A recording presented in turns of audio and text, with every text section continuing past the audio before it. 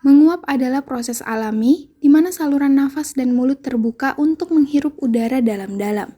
Otot-otot pada rahang tenggorokan dan diafragma menegang untuk memperlebar saluran nafas selama menguap. Proses ini biasanya terjadi dalam hitungan detik. Menurut dokter spesialis kedokteran jiwa, Dr. Suheira, menguap terkait dengan sistem saraf dan kimiawi di otot dan otak. Hormon tertentu, seperti neurotransmitter di hipotalamus memicu proses menguap.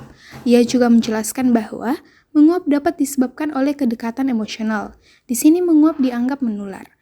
Ya, ini tadi terkait dengan teori yang ketiga, kenapa sih menguap itu menular gitu. Jadi dalam ilmu psikologi itu biasanya ada dikatakan mirroring gitu. Mirroring artinya secara tidak sadar kita meniru bahasa, perilaku, ucapan dan ekspresi orang-orang yang secara emosional dekat dengan kita, gitu.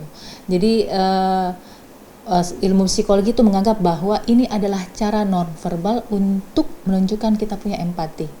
Makanya tidak semua itu orang yang menguap di dekat kita juga ikutan menguap. Karena biasanya yang paling sering kalau kita punya kedekatan emosional dengan orang itu, kita juga akan ikut turut juga menguap. Seperti itu. Penelitian menunjukkan bahwa ketika kita melihat atau mendengar orang yang kita sayangi menguap, kita cenderung ikut menguap karena kedekatan emosional tersebut. Menguap dianggap sebagai bentuk komunikasi nonverbal untuk menunjukkan empati. Proses ini disebut mirroring, yang merupakan peniruan perilaku orang lain secara tidak sadar. Menguap juga dipercaya memiliki fungsi tertentu seperti membangunkan otak, mendinginkan otak, dan menjalin keterhubungan sosial.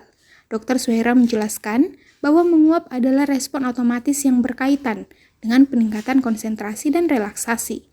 Menurut Dr. Suheira, menguap dalam batas normal adalah hal yang wajar, yakni sekitar 9 kali dalam sehari.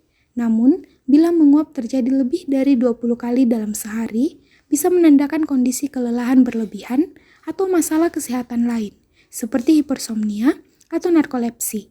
Feni Septiani Smual, Unhas TV.